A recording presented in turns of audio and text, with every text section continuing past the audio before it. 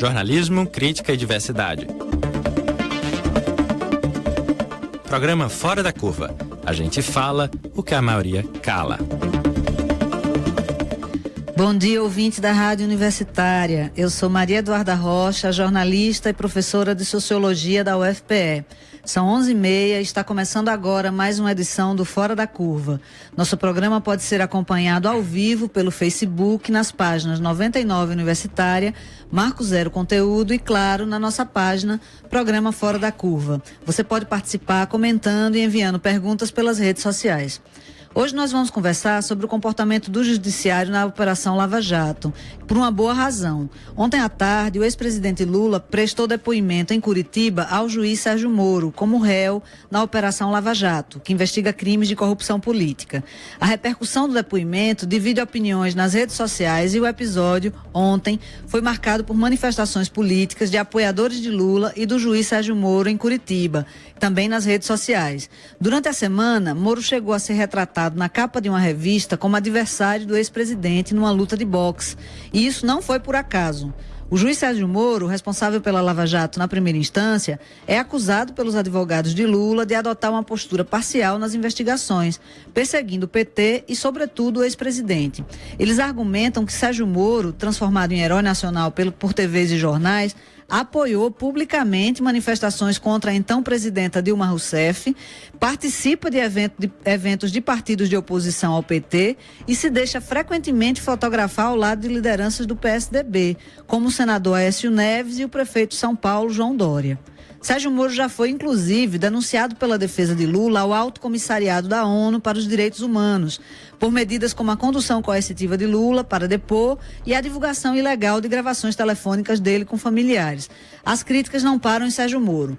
Tanto ele quanto os procuradores da Força Tarefa da Operação Lava Jato são acusados de seletividade nas investigações para proteger alguns políticos, sobretudo os do PSDB. Por isso, o Fora da Curva de hoje pergunta: a Lava Jato tem partido? Para discutir isso, nós vamos entrevistar hoje o professor de Direito da Universidade Federal de Pernambuco, Alexandre Maia. Seja bem-vindo, Alexandre. Muito obrigado, Eduarda. Muito boa tarde a todos e a todas. E é sempre um prazer estar aqui no Fora da Curva.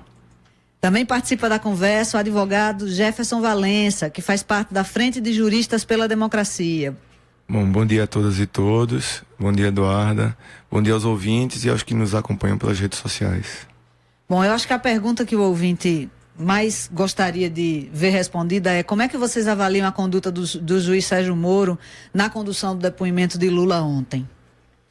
Bom, acho que, na verdade, a gente precisa fazer uma remontagem histórica de como esse processo se inicia, né? Esse processo, do ponto de vista jurídico, ele se inicia de forma atabalhoada. Na verdade, você tem, durante 2 anos, a utilização das mídias para formar denúncias, e a partir daí uma atuação iniciando um inquérito para investigação. Quase que como se esse inquérito tivesse se iniciado a partir de denúncias, enfim, a partir de capas de revistas, o que do ponto de vista jurídico é estranho. O processo judicial ele deve se iniciar a partir do procedimento investigativo e aí sim você tomar um curso num processo. Então, dentro desse contexto, desde o primeiro momento, esse processo se inicia de forma equivocada, e no segundo momento, claramente se faz uso da mídia para a condução do processo judicial. É bom lembrar que na legislação e na Constituição não há nenhuma previsão de que as mídias participem de um processo judicial. Então, se utilizar, né, de empresas de televisão, ou se utilizar de jornais para a condução de um processo judicial, isso é algo que não está amparado na norma. Então, na verdade, a gente teria que começar constatando que a grande mídia corporativa e setores conservadores do judiciário fizeram uma aliança, de certa maneira, para defender os interesses de grupos particulares dentro dessa sociedade. Eu não tenho a menor dúvida, sabe, Eduarda? Eu acho que isso parece muito claro, porque a grande mídia, sobretudo aqui no Brasil, é basicamente controlada por empresas familiares que envolvem vários mecanismos de expansão e de exposição de suas ideias e que, na verdade, você usa, por exemplo, portais de internet, jornais impressos, e outras redes sociais, etc., para, na verdade, mostrar uma determinada visão, um determinado olhar sobre um problema complexo da realidade. E aí, na medida em que você opta por apresentar um determinado olhar de um jeito X, você já obscurece outras possibilidades. E essa que é a grande estratégia, ou seja, você criar uma única narrativa, como se essa narrativa fosse capaz de dar conta de todo o problema. E no caso específico do Sérgio Moro, criou-se uma coisa muito perigosa para a democracia brasileira, que é imaginar que um ser pretensamente iluminado, e sobretudo iluminado pelos pontos cegos da grande mídia, é capaz de construir ou sedimentar o interesse de uma nação com tanta diversidade, com tanta diferença, com tantos pontos de vista diferentes. E aí, ao invés de o julgamento ser feito a partir do direito, muitas vezes se confunde a ideia de que o direito deve ser utilizado a partir de critérios morais. E aí essa cantilena moralista, que termina muitas vezes reforçando possíveis candidaturas extremamente contrárias ao Estado de Direito, como a de Jair Bolsonaro, por exemplo, termina ganhando eco com esse tipo de coisa. Porque na hora em que a política começa a ser desacreditada pelo judiciário, etc., cria-se um vácuo de poder e que muitas vezes o próprio judiciário ocupa, e nesse caso isso ficou muito claro, né? O Sérgio Moro meio que ocupou esse espaço.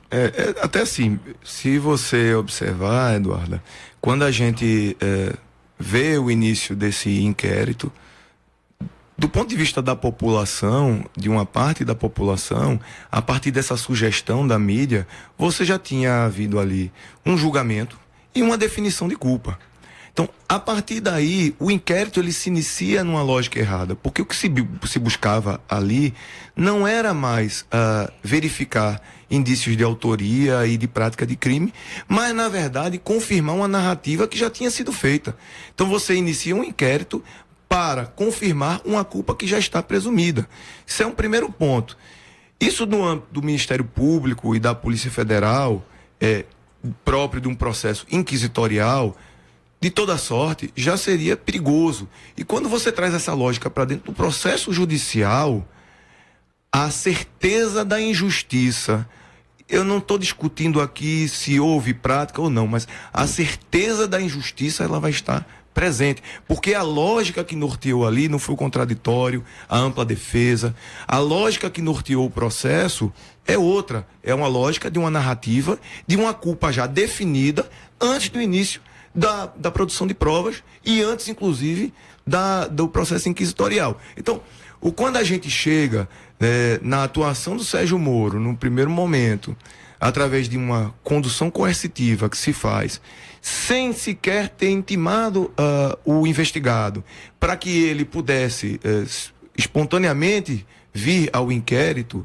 prestar seu depoimento, você tem ali claramente uma atuação desmedida, inclusive criticada por ministros do Supremo Tribunal Federal. Tá? Quando você tem vazamento de áudios e de conversas dos advogados desse investigado, da família do investigado, que não tem contexto, inclusive, com a investigação, e da presidência da República, esse magistrado, ele perdeu ali a condição da imparcialidade. Claramente, isso está afastado e qualquer coisa que venha a partir daí será injusta, independentemente do que for produzido no processo, porque a lógica está corrompida. Sim, então, na verdade, essa isso. atuação sistematicamente política do judiciário é uma ameaça ao Estado de Direito. E do Ministério Público também, né? E do Não Ministério, podemos esquecer. Sim, do Ministério Público. A questão fundamental é que nós não elegemos nem juízes nem promotores, não é isso? Exatamente. A gente fez um programa aqui sobre corrupção e as duas entrevistadas, que são especialistas, estudiosas do assunto, diziam que uma cobertura midiática que insiste no tema da corrupção tende a produzir como efeito, às vezes, um cinismo político. Então as pessoas vão se afastando da política como uma coisa suja e vão buscando investir suas apostas nesse tipo de salvador da pátria. Isso aconteceu, por exemplo, com a candidatura de Fernando Collor. Me parece que hoje o judiciário, como você bem disse, Alexandre, isso é um ponto muito importante para a gente, está ocupando um vácuo que é o do sistema de representação política. Exatamente. Para você ter uma ideia, Eduardo, quando eu estudava direito nos anos 90, ninguém sabia quem eram os ministros do Supremo. Isso era uma coisa totalmente irrelevante. Estudar direito envolvia muito mais estudos de doutrina, de legislação. Com o tempo, na medida em que a Constituição de 88 determinou que o Supremo funcionaria como uma espécie de guardião, bote aspas nisso, né, da Constituição, e ao mesmo tempo criou-se uma espécie de vácuo legislativo, porque o legislador não queria enfrentar temas polêmicos com medo de perder suas bases eleitorais, e aí aquele poder que em tese é do povo, que poderia ser exercido pelo legislador, foi migrando para o Supremo. Só que aí vem a pergunta, quem pode provocar o Supremo? Quem pode levar uma demanda para o Supremo? Será que uma pessoa pobre, sem ter um bom advogado, pode de fato levar uma demanda ou um debate sobre um direito seu para ser discutido no plenário do Supremo Tribunal Federal? Acho que a própria dinâmica do procedimento até impede que isso aconteça, né? Concretamente. Então, o que é que termina acontecendo? A legitimidade política que deveria ser exercida pelo legislador, e a gente ter mais cuidado na hora de eleger, que vê nas eleições a gente se preocupa mais com os cargos do executivo do que com os cargos do legislativo, mas o poder está na mão do legislativo, sobretudo, né? O poder político, né? E aí, na medida em que há esse vácuo, o Supremo vem e ocupa esse espaço de poder. E aí cria-se a ideia de que 11 iluminados são capazes de produzir decisões racionais, capazes de efetivar plenamente os desejos da sociedade. É aquilo que a professora dizia, né? Termina o judiciário se tornando uma espécie de superego da sociedade. Como se existisse uma sociedade órfã, sempre procurando, no caso brasileiro, uma espécie de salvadores. Isso que você falou, essa cultura sebastiana do salvador encarnado num ser humano e não nas instituições. Essa questão da ocupação de espaços políticos pela magistratura, houve agora até recente um requerimento formal, eu não me recordo agora de onde foram os magistrados, questionando sobre a possibilidade de concorrer em eleições. Inclusive, que estaria atrelada essa coisa do partido, de um novo partido que está sendo formado. Enfim, então a gente tem, de fato, esses elementos de uma tentativa de intervenção política. E veja só, esse capítulo específico, e voltando à questão do Sérgio Moro, com relação ao vazamento desses áudios, a legislação ela estabelece, né, que só importa, né, ser mantido como prova os áudios ou as conversas que digam respeito ao processo. Nem conversas pessoais, isso deve ser descartado. Um outro aspecto é que não poderia nunca um juiz de primeiro grau fazer uma intervenção de uma escuta da Presidência da República.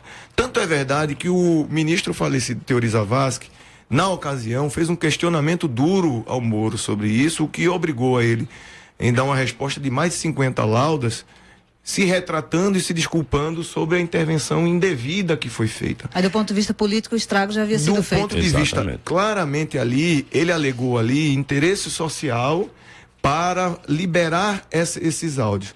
Ali houve um compasso político, de estratégia política.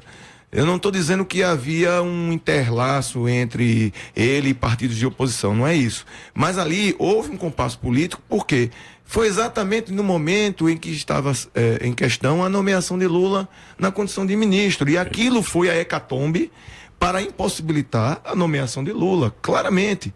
Então, quando esse juiz age dessa forma, e aí eu volto a dizer, nós, no nosso dia a dia, nós temos as nossas conclusões e a nossa visão social. Essa visão, ela é levada para qualquer espaço em que a gente vá. Se eu sou advogado, essa lógica que eu vejo da sociedade, eu vou levar para isso. Se eu sou juiz, eu levo para isso. O limite é sempre a lei. Tem que ser a lei. Porque senão essa lógica minha de visão social, e que é uma visão própria, porque quem é que ingressa na magistratura, no Ministério Público? São pessoas que vêm normalmente da classe média, classe mais abastada, e que têm uma visão, em sua maioria, própria mais conservadora, ou neoliberal, enfim. Então, essas questões são consideradas quando a lei estabelece os limites para a atuação. Então, eu tenho uma pergunta. Se os limites da lei não estão sendo respeitados, por que não há um pedido de suspeição em relação ao juiz Sérgio Moro? Por que as instâncias, quais são as instâncias que deveriam intervir e por que essas instâncias não estão intervindo? Eu acho que elas não estão intervindo porque, de certo modo, a opinião pública, por conta de toda essa divulgação pela grande mídia, está muito em cima desse caso. E, de certo modo, como o Sérgio Moro sedimentou, junto com a mídia, uma narrativa de que ele e os valores dele devem prevalecer, né? Até o próprio Tribunal Regional Federal da 4ª Região, que em tese é superior ao juízo dele, que é um juiz de primeiro grau da Justiça Federal do Paraná, determinou que no caso da Lava Jato, digamos assim, aquelas garantias ou direitos contidos na lei podem ser, de certo modo, flexibilizados em nome de algo maior. Isso é muito perigoso. Muito perigoso, extremamente perigoso. Porque na hora que você relativiza esse tipo de coisa, qualquer direito pode ser relativizado. E aí nenhum cidadão está seguro. E aí ninguém está seguro. Me permita acrescentar só, Damaia. As suspeições foram, sim, lançadas em recurso ao TRF, inclusive em requerimentos, questionamentos que foram formulados ao CNJ, e há sempre essa ideia da exceção para a Lava Jato. E aí a gente entra também numa lógica de poder, porque ali quem está avaliando aquelas decisões são também magistrados. E fortalecer, digamos assim, do ponto de vista de poder, a magistratura seria uma lógica que está sendo seguida, né? Quer dizer, se eu tenho aí a possibilidade de dar à magistratura uma força maior do que a lei outorga, eu sendo magistrado, sem muita consciência política desse papel que eu desempenho, a gente acaba resultando nessas distorções que a gente tem visto. É para trazer uma visão crítica sobre o que está acontecendo no país, que o Fora da Curva está no ar de segunda a sexta, aqui na Rádio Universitária, a nossa rádio pública.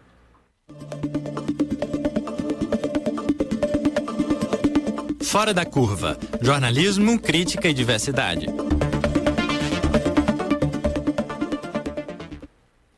Então, a gente ouviu a professora Nara Pavão, que é do Programa de Ciência Política da UFPE, que ela fala justamente sobre o partidarismo do qual o judiciário não teria como escapar. Vamos ouvir. O judiciário é partidário na medida em que ele é composto por indivíduos com tendências e orientações de natureza partidária, né? O que acontece é que o judiciário ele tem alguns mecanismos referentes à seleção dos juízes, referentes à natureza das decisões, por exemplo, que são colegiadas, muitas vezes, exatamente para neutralizar esses vícios individuais e partidários dos membros da corte. Então, esses mecanismos, eles buscam neutralizar as paixões partidárias dentro da corte, certo? Mas na prática, esses mecanismos que visam neutralizar essas paixões, eles não são sempre muito eficientes, porque o partidarismo em si, ele é entendido como uma orientação de natureza afetiva, né, com relação a um grupo político. É uma orientação subjetiva, é uma identidade. Então, é como se o partidarismo ele servisse de lente, uma lente afetiva através da qual a gente interpreta a realidade e aspectos específicos das leis e da Constituição também. Então, o partidarismo, ele atua dessa forma, ele nem sempre é consciente. O partidarismo do judiciário, ele está sendo mais sentido ou está sendo mais percebido pela população, dado esse ativismo atual, né, do judiciário, que é o que eu chamo mais especificamente de ativismo anticorrupção do judiciário. Alguns estudos mostram que quanto mais ativo o judiciário mais ele é percebido como tendo tendências partidárias, né? O problema do partidarismo, ele fica mais evidente quando a gente observa essa tendência de alguns membros da corte de se conectarem diretamente com a opinião pública, né? Tanto no intuito de influenciar diretamente a opinião pública, quanto também no sentido de se apresentarem como representantes dos interesses da opinião pública, né? Essa aproximação entre a opinião pública, essa aproximação entre a população e o judiciário, ela levanta possibilidades ou deixa muito mais claro os vieses partidários do judiciário. Alexandre, você gostaria de comentar? Eu gostei muito da análise de Nara. Ela mostra bem como é que, de certo modo, o ser humano é envolvido em paixões e o judiciário também está envolvido nas suas paixões. E isso é um reflexo também daquilo que Jefferson colocou anteriormente. Quem chega ao poder judiciário, né? Até bem recentemente a gente não tinha, por exemplo, o sistema de cotas na universidade. E quem entrava nas melhores faculdades de direito, em geral, eram os filhos da alta elite burguesa da cidade, né? No meu tempo de estudante de direito, só havia um estudante negro na faculdade de direito do Recife inteira, né? Que era uma pessoa que todo mundo conhecia, uma pessoa maravilhosa, mas ao mesmo tempo é uma coisa muito curiosa. Só existia um negro dentro da faculdade com quase 200 anos, né? Ou seja, isso mostra muito bem que o próprio discurso da meritocracia termina encobrindo uma estrutura de desigualdades sociais claras que já impede de antemão, ou impedia até então, o acesso de pessoas mais carentes a esses grandes postos na estrutura do serviço público. E aí o resultado disso é que a magistratura, o Ministério Público, etc., exatamente por virem por serem formados por pessoas que vêm desse extrato social específico, terminam levando os valores, inclusive de proteção a essa estrutura, né? E aí termina criando uma espécie de estrutura cebola, cada camada protegendo a outra de uma maneira a haver uma espécie de blindagem frente ao mundo exterior. Só que na hora que você lida com os problemas concretos, o judiciário vai ver que o mundo exterior é o grande nó, né? E às vezes a sua bagagem da sua educação ou do lugar de onde vem é muito pouco para você dar conta dos desafios que o judiciário tem que enfrentar no dia a dia. É uma questão de vivência. Eu posso ouvir falar de uma realidade, mas não vivenciá-la. Então, assim, as minhas vivências, elas vão ser próprias de alguém da classe média, que pode ou não se relacionar com outra classe. Essas vivências eu vou levar. Se você tem, como o Damaia falou, colocou aqui muito propriamente, nesse sistema de cotas, a gente tem a possibilidade de, nesses espaços, você ter pessoas com vivências sociais distintas. E aí sim você vai ter ali na magistratura e no Ministério Público, do ponto de vista social, uma visão mais heterogênea, né? Uma visão de toda a sociedade. Senão a narrativa que a gente vai ter, a narrativa social da vivência, vai ser própria de quem vivencia na classe média. E normalmente é uma rotina afastada das dificuldades sociais que a grande maioria da população vivencia. E aí, nesse caso, é interessante a gente atentar para o fato de que um fenômeno parecido acontece com o jornalismo, que também recruta boa parte dos seus profissionais das classes altas, né? Há uma visão tanto do operador do direito quanto do jornalista como alguém que é interessado estritamente no interesse público, quando na verdade esses indivíduos ocupam uma posição particular dentro do espaço social, e a partir dessa posição particular eles constroem sua visão de mundo. Agora, o problema é esses mecanismos de controle não estão funcionando, e o que é que a gente poderia fazer a esse respeito? O que eu acho que é o seguinte, uma coisa importante nesse ponto, Eduarda, é que às vezes as pessoas confundem neutralidade com imparcialidade, né? Neutros nós não somos, né? A gente tem visões de mundo e vive no mundo e vivencia experiências que se transformam e transformam a gente, né? Então ninguém é neutro, mas num Estado de Direito, ou eu imagino que ainda estejamos, de certo modo, num Estado de Direito, né? O juiz, na hora de decidir, ele não pode fazer com que esses seus juízos de valor, essa sua maneira de olhar o mundo, faça com que, antes de qualquer mecanismo de prova, que isso é uma das garantias importantes, né? A famosa regra do dever de prova. Senão fica aqui cada um dizendo, você é ladrão, você é bandido, não sei o quê, né? Mas para isso ter reflexos no direito, é preciso que haja o quê? Provas. E aí o que é que está acontecendo? Estão colocando, às vezes, desejos morais acima da apuração das provas, que foi uma coisa que Jefferson colocou logo no começo. E no caso brasileiro, o indivíduo é inocente até prova em contrário. Então, o ônus de provar ideia, né? Que o ônus de provar que ele é culpado cabe aos mecanismos do judiciário. Exatamente. E aí o que acontece? Num Estado de Direito, a decisão tem que ser imparcial nesse sentido, ou seja, de o juiz não pender a balança para o lado que mais lhe agrada antes de efetuar a análise das provas, né? E quando isso acontece, e normalmente isso acontece de uma forma a encobrir esse tipo de coisa, normalmente as decisões são estruturadas em termos de texto com uma espécie de retórica da objetividade, ou seja, o texto tenta mostrar, aparentemente, uma objetividade na maneira de lidar com o direito, só que na hora que você vai ler as fundamentações que estão por trás do texto, você vai perceber que esses elementos estão ali, sem dúvida alguma. Ou seja, não é que exista ou não exista uma objetividade, mas ela é muito mais um artifício no campo do direito, uma espécie de arte retórica que a gente usa para tentar convencer os outros de que essa decisão não é imparcial. Na verdade, não é parcial. Exatamente como acontece no jornalismo. A objetividade é muito mais um efeito construído, por exemplo, pelo fato de que o repórter escutou os dois lados, né? Só que ele escutou os dois lados, mas um lado ele valoriza a fala, o outro lado ele desvaloriza e desqualifica. Então, não é? Na verdade, a objetividade como um efeito de retórica vale tanto para o campo jurídico quanto para o campo jornalístico. E é interessante a gente pensar, né? A imprensa tem atuado de uma forma absurda em relação também a isso. Algumas pessoas falam de um golpe jurídico-midiático, né? Sim. Pela importância do reforço das posições. O setor judiciário reforçando a posição da mídia corporativa e vice-versa. Tem uma manchete de um post na UOL de hoje, de ontem, na verdade, que dizia o seguinte: Lula pode mentir, mas não usar depoimento como palanque.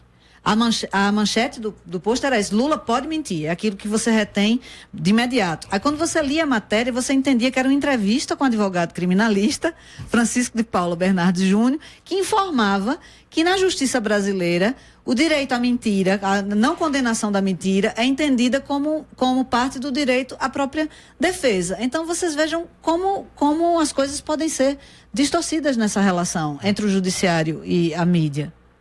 Você vê as próprias. Primeiro, se transformou um embate ou um fla-flu, uma disputa de futebol, digamos assim, o encontro entre um investigado e o magistrado que vai julgá-lo. Como se ali tivessem duas partes que fossem contrárias, né? Quando, na verdade, essa não seria a condução. E nesse aspecto, essas capas retratavam de forma muito particular o Moro, com as cores da bandeira e coisa parecida, e Lula, por outro aspecto, com cores de guerra, e como se a gente tivesse de fato ali dois lados e um embate. Então essa já é a sugestão que é dada de fato. E um dos lados é apresentado como interesse do Brasil inteiro. Exatamente, isso é uma distorção. E colocá-lo como alguém que está do outro lado já o descaracteriza como magistrado. Exatamente. Claro. Ou seja, ele é a parte contrária no campo do argumento, não aquela pessoa imparcial que vai julgar os argumentos e as provas. Vocês vejam então que a percepção de toda a sociedade, inclusive da mídia que dá respaldo, é de que ele ali atua como parte, de fato. Sim. Ele não é um magistrado. Ali não estava o Ministério Público frente a Lula, estava Moro, que é de fato quem deveria julgá-lo. E outra, né, a história já nos mostrou, né, até a história recente já nos mostrou que essa coisa de você encarnar a dinâmica do poder num ser humano, esse culto à personalidade, só gera problemas, porque você retira a democracia dos espaços institucionais e cria a ideia de que aquele ser humano, e a gente sabe, todos nós sabemos o que é que nós seres humanos somos, né?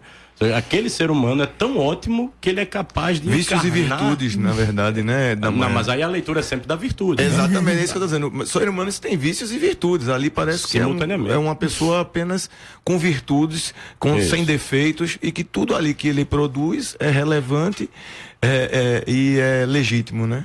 Esse mesmo raciocínio, né, curiosamente, foi o que levou Hitler ao poder, né? Exato. E agora a gente se depara com o perigo de salvadores da pátria, né? Dentro de uma democracia que tem se mostrado extremamente frágil, né? A gente imaginava que nesses 20 anos de reconstrução democrática a gente tivesse chegado a um outro patamar, mas pelo visto agora as ameaças se apresentam de uma outra maneira, talvez não tanto quanto os militares, mas principalmente através dessas figuras do judiciário. Eu acho que fica uma grande lição nisso, em termos até históricos, né? Que a história nunca está orientada a partir do progresso, como a gente aprendeu nas escolas, né? A história é muito mais cíclica do que a gente imagina. Quando a gente acha que chegamos a um patamar de democracia, calma, tudo pode Revisitem a história que vocês verão as mesmas questões que hoje nós estamos tratando, já vivenciadas na década de 60, 50, 60, aqui pelo Brasil. Pois é, eu queria agradecer muito aos nossos colaboradores e queria agradecer também a Will Rosendo, a Cláudia Lima e a Luciana Veras pelas perguntas. Nós vamos pedir para que eles possam responder e a gente vai postar nas redes sociais.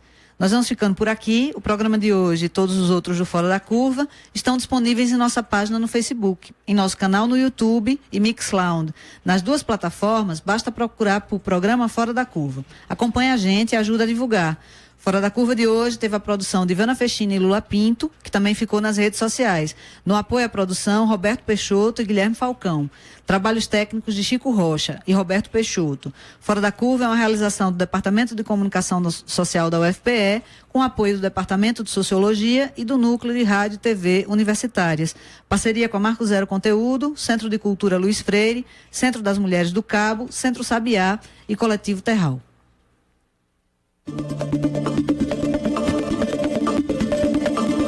Fora da Curva. A gente fala o que a maioria cala. 12h. Universitária. ZYD 240, 99.9 MHz. FM.